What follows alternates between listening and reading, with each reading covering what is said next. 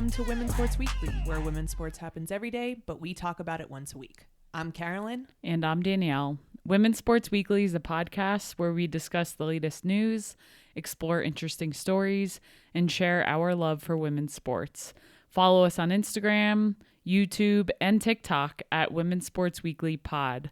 Follow us and rate us on Spotify and Apple Podcasts. For the highlight reel this week, we need to get into NCAA Women's March Madness. So I have to say my butt hurts because all I've been doing is sitting on the couch for the past 3 days. Do you have bed sores? I think I'm starting to grow them.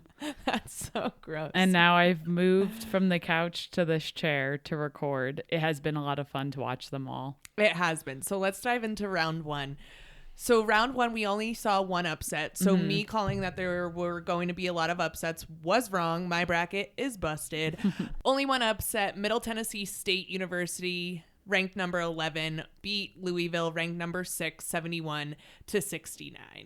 And this was the Louisville's head coach's first time losing in the first round of the NCAA tournament. I was actually shocked by this loss. There's been a video that's been going around of when Louisville was called and it was in LSU's bracket after Haley Van Lith, who is former Louisville player now on LSU. She straight up said, oh, Middle Tennessee will whip their ass. So I don't know. I did not see that one coming, but they indeed did do that. You said you didn't see it coming, but Haley Van Lith definitely did see it coming. Correct. LSU is known for, they just are pro trash talkers. Yes, that is for sure. So Middle Tennessee State, MTSU, they have a win earlier this season over Tennessee. They are a good team. They play in a conference where they beat people by a lot. Can't really sleep on them. Their point guard, Savannah Wheeler, scored 20 of her 22 points in the second half. Unreal. She had a crappy first half and then just went out there and lit it up. Middle Tennessee trailed by 18 points in the second quarter. I've been seeing a lot of comebacks in games. Like, It's so upsets true. or not, there have been a lot of halftime scores where I'm like, oh, this game is over. And then before I know it, the team is coming back and winning the game. There's so many games on that when a team gets up by 15, 20 points, you start looking on the TV of what else could I be watching? Who else is closer? And I did that with Middle Tennessee and Louisville, and then we had to switch back so fast. Yep, to for see it all. sure. We will get into round two, but let's focus on round one because although there was only one upset in round one, there were a ton of close calls. Yes, a lot of really good games. Oklahoma, ranked number 5, beat Florida Gulf Coast University 73-70. Florida Gulf Coast was ranked 12. Nebraska, ranked number 6, and Texas A&M, ranked number 11. 61-59 was the final, with Nebraska coming out on top. I thought Texas A&M was going to win that one. I really wanted them to for my bracket. Kansas, number 8, Michigan, number 9 in overtime. Oh, I had this upset and Michigan blew it. Michigan blew it. Kansas came out on top 81-72. I have a theory. Yes, I was just going to say, they're still proving your theory right. Yes. My theory is that when you go into overtime, it always benefits the higher ranked team. And we've seen this quite a bit this whole season. Yes, and it proved true. LSU, number 3, Rice, number 14. The score was 70-60. LSU did not come out very hot. We have more to talk about them when we get to the second round. I don't know what's going on over there. I love to speculate, and I am pure speculation. There's something going on behind the scenes there. 1,000%. And then the game that I really want to talk about in the first round is Iowa State, who was ranked 7, beat Maryland, who was ranked 10, 93-86. Iowa State was down by 20 at one point in the second quarter. When I was looking at that game, I saw some of the first half, but I was like making dinner, so I didn't see the full thing. Turned it on and they were getting killed. I looked at it. I was like, oh, I really thought Iowa State was going to pull this one off. They've been having a good year. They have some good freshmen. I was bummed. So I sat down to watch the second half. And what happens? They just start climbing their way back. Unreal. And of course, we need to talk about freshman Audi Crooks. She is just a powerhouse down low. True freshman, great hands, moves really well. She's a bigger girl. It's just incredible what she does out on the floor. She scored a career high 40 points. What a welcome to the NCAA tournament. And seriously.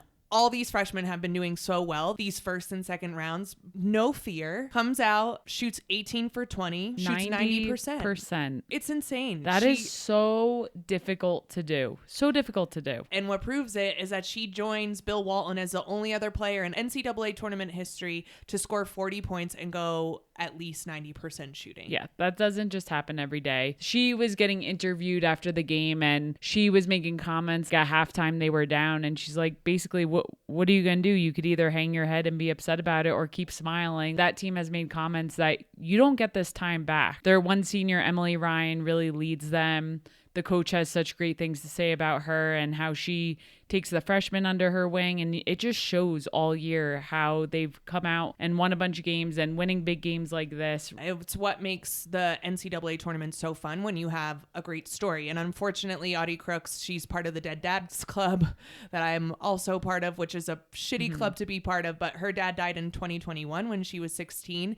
And she said before the game, she grounds herself and tries to tap into her spiritual side, tries to connect with her dad. And I was blown away that a freshman has the ability to say that she needs to ground herself before a game.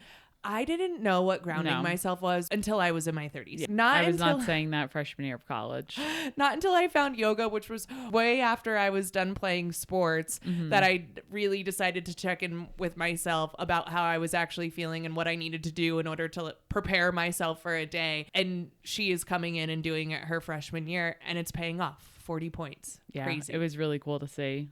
Let's also talk about what we've seen so far in round 2. At the time that we're recording, more round 2 games will happen, but we've already seen some amazing things. Couple upsets in round 2. Ohio State, who was ranked number 2, lost to Duke, who was ranked number 7, 75-63. This game really surprised me. I feel like Ohio State has been one of those powerhouse teams this year. They beat Iowa in one game. They've just been playing really well. They have some really good players on their team. They're coached well. I had them going further. I did not expect this, but guess what? Duke is also coached well, and they just came to play in this game. Sad for the Ohio State team. Obviously, anyone who loses, it's their last game of the season, but great to see Duke pull that one off. The other upset we need to talk about is our Colorado Buffs. Go Buffs. Over Kansas State. They won 63-50. Buffs seeded 5 going into this game. K-State, Kansas State seeded number 4. So close.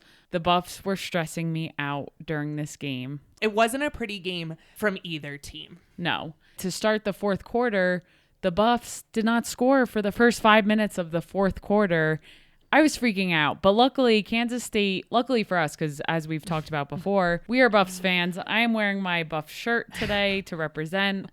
Kansas State had a ton of turnovers and they luckily weren't scoring either. And the Buffs pulled one out. And you know what? They don't ask you how. This time of year especially, we've talked about it. It's just the team that can survive and advance. And they did their job, and they did just that. So now they have 2 wins under them for this tournament, and they're headed to the Sweet 16. And it's the first time they're going back-to-back Sweet 16s since 2003. This is a team who has had some rough losses in the Pac-12. We've been talking about them that they haven't been hitting the hot streak when they need to. They started out really hot and kind of cooled down a little. And now they're winning these 2 games. I think today's game was proof that they didn't have to play their best and they could still sneak one out, which I don't know if you can do that as much in the Pac-12. If you're not playing your best, you're probably going to lose the game. I hope that it gives them a little bit of a confidence push as they most likely will face Iowa. Hopefully Jalen Sherrod is okay. She got elbowed to the face already on a broken nose wearing a mask, and she was out for a while in the second half, which definitely did not help. Just hoping that she's healthy and ready to go the next game, because we definitely need her as she is the leader of that team and best player. Have you ever broken a bone? I have fractured bones when I was in elementary school. So yes. Fracturing is breaking. What'd you break? My thumb 1 year skiing and my wrist on a skateboard in my driveway. How about you? I've broken my nose before. Yeah. It's just the worst feeling in the world. I mean, you don't get this beautiful nose just by existing. You do have a beautiful nose. No, I broke it in soccer. And the horrible thing about breaking your nose is it's instant tears. You get knocked in the nose and you don't even need to, I'm always crying, but you don't even need to be a crier, and it just sends tears all the way You down. don't even need to break it. It's just if your nose gets hit with anything, that is one of the worst feelings to experience. So I cannot imagine breaking it. Cannot imagine having a broken nose and getting elbowed like that, face mask or not. Yeah. She looks like Batman out there, which I love. I was just going to say, the face mask she is rocking, an Oregon State player also has a similar Reagan mask. Beers. There's a few broken noses in the league. I don't know if Beers has a broken nose. I'm assuming if you wear the mask, you do. Aaliyah Edwards wears the clear mask.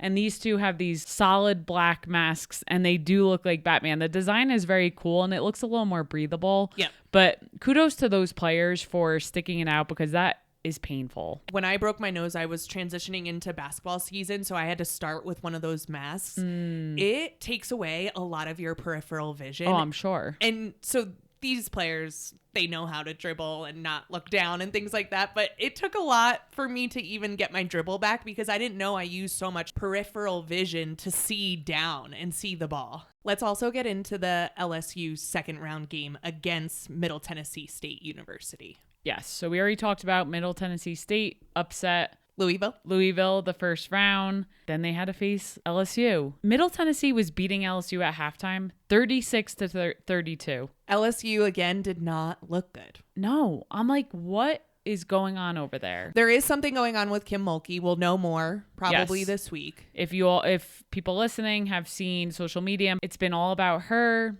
During the press conference, she's talking about how the Washington Post is coming out with an article, and she can and will sue the Washington Post if they put any false information out about her.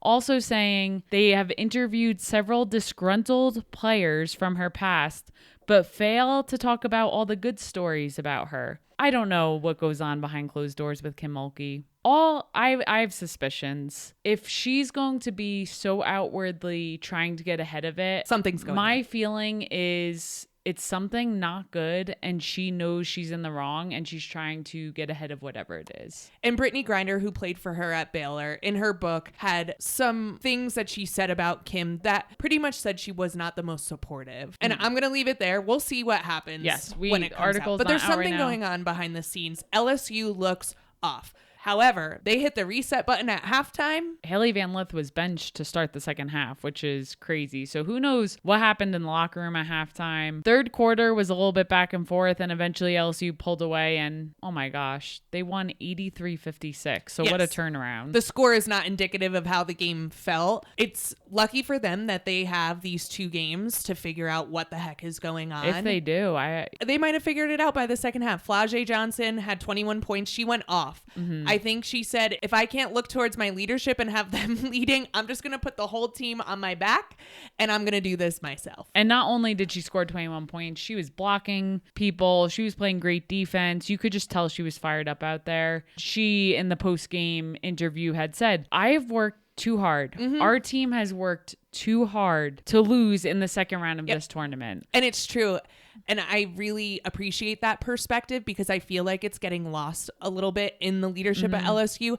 And ultimately, it only affects the girls, because Kim Mulkey's going to be okay no matter what. She has enough money to be okay. I worry about the players, because they have to do things now in order to set themselves up for the future. So I hope that whatever it is that comes forward doesn't affect the girls too much who are playing. I don't know what's happening. Going to be interesting what comes out, but LSU survives and advances, which is all that matters. 16, right? It just doesn't matter how you do it. You just got to get there. Right. The next thing I wanted to talk about is our lovely Gamecocks, and I want to start out by saying earlier this week I was asked the question, how did I become a Gamecocks fan? And I've been thinking about my answer since then, and it kind of bothered me, because my answer was, my wife Carolyn, went to South Carolina. So I started to become a fan through you, which is true. But I feel like I didn't in that moment own it, that I actually really do like the Gamecocks. There's always this competitiveness in me, or I need to like own my own team and not just like a team because you like them. So in the back of my head, I was like, and what I said is I also have my teams. I talk about the Irish, who I'm very openly love the Irish, love Notre Dame, always have. Tennessee, not as much anymore, but they used to be one of my favorite teams. But the more I've been thinking about it is I love the Gamecocks. This is music to my ears. And I haven't told you this yet because I wanted to wait to talk about this. And I've been thinking about it a lot. Over the years, I talk about Tennessee. I loved Tennessee when Pat Summitt was the coach. She was a legendary coach. Yes. Absolutely legendary. Muffet McGraw, looked up to her, thought she was a legend. Dawn Staley is a walking legend. Yes. She is just unbelievable. Those players are unbelievable. And they, in my opinion, do not get enough credit. And I want to give them their flowers because I feel like I didn't do this the other day when I should have, because I was too in myself of, yeah, well, I'm a fan because Carolyn is. But really, I am a fan and I want to own that. And I don't know why it took me a while to just own it. Yeah. So I am going to talk a little bit about them. Tell me everything about my Gamecocks. Today they played UNC. UNC is a great program. Yep. They looked like a high school team out there against the Gamecocks. I don't say that lightly. And it's no disrespect to UNC. I don't say that lightly.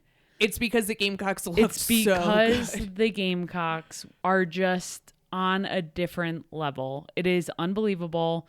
The halftime score was crazy. They've ended the game winning 88-41. Between the first round and the second round, their winning margin, 99 points, which is an insane stat. Another thing that I don't think everyone realizes, their 5 starters from last year and some key bench players all graduated. Yep. So they were undefeated last year until they went into the Final Four and lost to Iowa with a totally different lineup. And then they lost in the Final Four. They come back this year. I know in the beginning of the year you talked about being disrespectful. They were ranked 6th to start the season. And in my head, I was like, I don't agree with you because yes, we knew a lot of the bench players that are now starters. Raven Johnson was a key player last year. Bree Hall was a key player. Chloe Kitts we knew was sitting on the bench last year. But these players were there learning the game. But I look at that and I'm like, okay, you lose your whole starting lineup. You don't just come back and be that good again. So even I had some criticism there. They are 33-0 so far this year. South Carolina's record for the past 5 seasons, 5, all under Dawn Staley, 162 wins to 9. Yes, I said 9. 9 losses. Single-digit losses in the past 5 seasons. They get disrespected. Yep. They have 7 or 8 players that would be starting on and that was another thing I was going to say. Team in the nation. Well, any other team. Anyone coming off their bench would be a star player on any team in the country. Correct. Without a doubt. Their bench is so deep. I mean, Malaysia Fulwiley, we've talked about a bunch. Freshman, unbelievable player. Tessa Johnson, freshman, she's been finding her groove and playing more minutes and scoring. Another freshman. Sanaya Fagan comes off the bench. Unbelievable. Ashlyn Watkins, who used to come off the bench, has been starting over Chloe Kitts recently because they're both just so good. It's like, how do you choose? Yep. I love their starting team. Raven Johnson, she is an incredible player. She got waved off by Caitlin Clark in the Final Four game because she was at the 3-point line. And Caitlin was like, you're not going to shoot that. And she didn't. This year, the amount of threes she has made and how well she has done it just shows how much work she did in the offseason. And she is there to hype everyone up. That's another thing. She's a hype woman. She loves her teammates. Bree Hall, great leader. Yep. Great player. And just seeing them come together and to be able to do what they're doing this season after losing all their starters from last year, I don't think people realize how special that is. And I wanted to take a moment to say that because sometimes you don't want to see a team keep winning. And I get that. I used to be like that with UConn because it was like, oh my God. But we need to give credit where credit is due and how hard that is to do and what Dawn Staley has done with this program. The kind of coach you have to be able to do that. If I could play for Dawn, man, I would be there in a heartbeat. I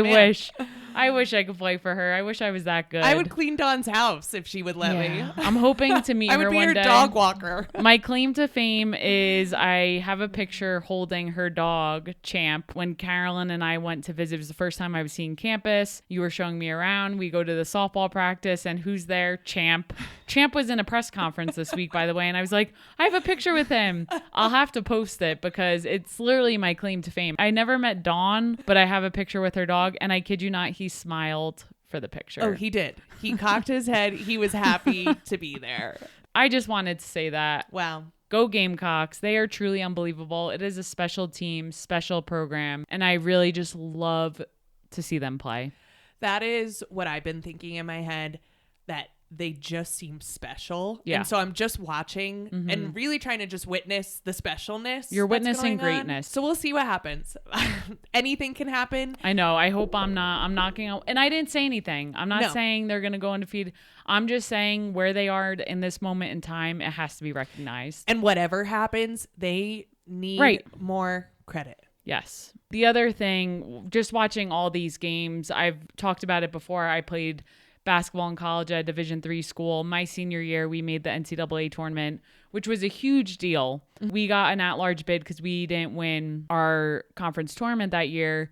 We lost in the championship. So exciting to get in. And we lost in the first round. And seeing the seniors on TV crying when they know they're about to lose or when the game ends, it just breaks my heart because it brings me back to that moment when my career ended. It's just devastating, honestly. Like the amount of work that goes into being a student athlete, your team is your family. And for that to end, and a lot of these players see themselves going to the Final Four or the championship, you have to believe you're going to get there in order to be competitive and good. And to see them lose their last game is just heartbreaking. It's sad. There were some Kansas State players who were emotional, inconsolable. After. Yeah, it was. And you see people fouling out at the end, and they're seniors, and it's like, this is going to be my last game. It's just.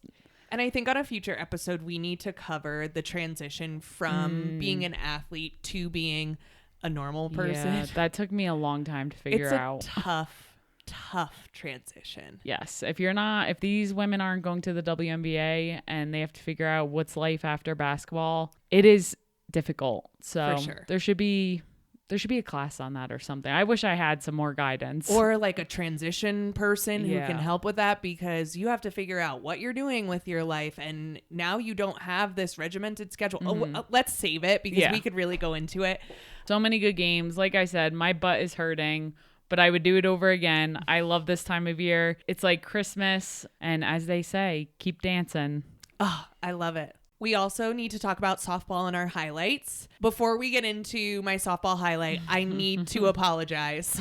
You broke the coveted rule. I know. I was talking about LSU softball last week while they were playing. I said they were undefeated. And especially a softball player, Carolyn. I know. Softball and baseball, if a perfect game is being pitched, no one even dreams of talking about it during the game. It's so funny because when pitchers are pitching no-hitters or perfect games, no one else on the team even talks to them. They're just worried. I could barely talk to anyone on my team when those things were happening. Just worried that they're going to jinx them. I jinxed LSU softball. After I said they were undefeated, they lost 4 games in a row. I didn't know it was 4 games. They're going to be okay, but I just want to take personal responsibility for what Also, I hope you don't lose sleep over it. You are not a higher power. Especially with softball, the superstition, because you fail so much, the superstition goes so high that it really does feel like you caused this. Yes. It's scary. Okay. Other softball news. I want to talk about South Carolina softball. Go Cox. Go Cox. They are ranked number 23. They played Clemson in a midweek game this past week. Clemson is ranked number 11. They beat them in 12 innings. So I was watching this game. Both pitchers, it was like a pitcher's duel. Yes. Both pitchers were getting fired up. I forget what inning it was. It was one of the extra innings. The Clemson pitcher, after she struck someone out, took her glove, threw it on the ground, and was screaming, "Let's go." Yes. But you could tell she's fired up, and she was just like, we need to get a hit here. For South Carolina to come out and win that game when the other team has last at bat is pretty incredible, because when you don't score and then the other team is going up, Yep. That is so stressful to know if they score it's over. Very true. They were playing at Clemson. They beat them 6-4. This is a rivalry. South Carolina's rival is Clemson. They're in two different conferences. South Carolina's in the SEC. Clemson's in the ACC. Elena Vaughter from South Carolina pitched the game. She's a transfer from Stanford, graduate transfer. She threw a complete game, 12-inning complete And that game. doesn't really happen in college. That rarely happens, and to go into extra innings, it's the longest outing of her career. She finished the night allowing 3 earned runs on 7 hits. She walked 3. She struck out 2. She only struck out 2 people. 23 of the 36 outs of the game came from ground balls. That is a good pitcher if you're able to force the other team to hit ground balls. Clemson's best player, Valerie Cagle, is a pitcher, and she also hits for the team. She did not play that night due to sickness, but a win is a win. This is the first time South Carolina has beat Clemson since Clemson became a team in 2020. So Clemson came on the map in 2020. That still blows my mind. And they came out and they've beaten South Carolina every time. So a really big win for these ladies. Away. They play again on April 9th. It'll be at South Carolina. I'll be curious to see what happens there. Danielle, do you have another highlight for the week? I do. This highlight has been breaking the internet. I don't know if it's just breaking my internet because of all the accounts I follow, aka sports accounts, aka women's sports accounts. And running accounts. Yes. But it's also cool because there have been several friends, runners or not runners, who have also shared this story with us. And I want to put a plug in. We say at the end of every week, send us things that you think are cool. And we had multiple people send us this story and say, you should cover this. So, which I love. If you see things happening around women's sports, please send it our way. We would love to do a little bit of a deep dive and cover it. For sure. And the cool thing about this story is this does not have to do with a professional race or anything like that. It has to do with an ultra runner. I'm just going to give some background about her and this race because this is not your everyday race. So let me get into it. Ultra marathon. I want to explain that a little bit. Oh, that's what I was going to ask. What is an ultra marathon? Okay. So basically an ultra marathon is anything over a marathon. So a marathon is 26.2 miles. There are races that are like 50K, which is in the 30-mile range. And then there's 50 milers, 100 milers, and then some even go beyond 100 miles. We have a friend, Paul, who has run a few 100 milers. When we moved out to Colorado, we realized how big the ultramarathon world was. I always say that about living in Colorado. You can think you're extreme at something and someone else will be doing it times 10. We'll be on a really, really hard hike where we're trying to climb up to 14,000 feet. They're called 14ers. I am huffing and puffing, taking 3 steps, having to stop, and you'll look over and there's someone trail running it. And it's truly unreal. Okay, tell us more about it. Jasmin Paris, who we're going to focus on today, 40 years old from Midlothian, Scotland. She has become the first woman as of this past Friday to complete the Barkley Marathons race with 1 minute and 39 seconds to spare. And I'll get into this a little more. First, I want to give some background on who Jasmin Paris is. She was born in Manchester. In the UK. Yes. And went to the University of Liverpool. Liverpool's an awesome place. And started running in 2008 after college. So not that long ago. She has 2 young children and she's a vet for small animals. I wonder how small they have to be. I don't know. I didn't do that much research. What is the size limit for a small animal vet? And does that mean she's like working on rats? Oh my gosh, I don't know. Okay, go on. So she became known for her fell running. I had no idea what fell running was prior to looking into this more. So fell running is traditionally a British sport, and what it means essentially is running and racing off-road. So trail running. But it's a little different. Similar to trail running, significant gradient is climbed. So you're climbing mountains essentially. And it's not so much about speed, but you'll have to train yourself for unpredictable weather and terrain. So it's like long distances. What makes it different is it's known that you're running without a clear path. So whereas like trail marathons, there's a trail and trail ultra marathons, You have a trail and you have marked territory. There's markings of where you need to go. But fell running apparently is known for you're running without a clear path. And this is my worst nightmare. That would be my worst nightmare. Not even knowing where I was going. Just wait until you hear what I've learned. So over the years, she has become more of a prominent ultra distance runner, which we've talked about ultra distance. And she has set some records along the way. But in 2019, she became the first woman to win the Montaigne Spine Race. Sounds horrible. Which is a 268-mile ultra marathon in the United Kingdom. 268 miles. What is she running from? Are those little animals at the vet causing her so much stress that she needs to run in the wilderness? She broke the previous course record by 12 hours despite stopping at checkpoints to pump breast milk for her newborn at the time. This is not a real story. Yes. So that was a different race. So now let's get into the Barkley Marathons, which this is the story that's popping up. This race she attempted in 2022 and 2023, but did not finish. In 2023, she became the first woman to reach the fourth lap since 2001. She is now one of only 20 people to complete the Barkley since it was extended to 100 miles in 1989. She was one of 5 to finish this year out of 40 people who entered. So 40 people entered, 5 people finished. She was the only woman, and the only woman since the race has become a race to ever finish. What is the Barkley Marathons? This is an ultra marathon trail race held each year in Frozen Head State Park in Morgan County, Tennessee. The course varies from year to year and consists of 5 loops, 20 plus miles, so around 20-mile loops to get you to 100. And they do the loops in order so that you have somewhere to stop. Right. So there's no checkpoints along this loop. The only checkpoint is at the start and end of each loop. And you have to do 5 of those in under 60 hours. So I mentioned earlier, she finished with 1:39 to go. The cutoff is 60 hours. She did not look good. She did not. In the pictures after this race. So a little more about the race. It's known for being extremely difficult and very peculiar. Yeah, no shit. I mean, this is just It began in 1986 after its founder, Gary Cantrell, learned about the prison escape of James Earl Ray, the man who assassinated Dr. Martin Luther King Jr. So he escaped prison. He was out in these woods for more than 50 hours, but only traveled 12 miles. So the founder thought in his head, in 50 hours, I could have ran 100 miles. Like, this is how this came to be. This is getting more and more wacko. Oh, it's insane. When I was reading, I'm surprised. To be honest, have never heard of this race until this weekend. Because no one finishes it. But let me tell you more. And I'm not surprised I've never heard of this. I talked about being peculiar.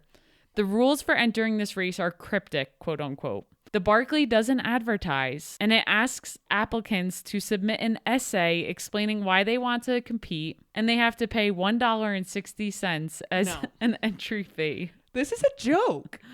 This sounds like Fire Festival. It doesn't have a race website and doesn't post the date of the race. People have to be like in the know. They probably have to know people to know how to sign up, how to enter. Paris, she had ran it 2 years prior, so she obviously was already in. This has been something she's been wanting to complete. So another thing, on the night before the event, runners have to stay alert for the sound of a conch shell. A conch. Really? Yeah, I think so. I think it's conch shell. Okay. All right. Someone can let us know. That signals 1 hour until the race begins.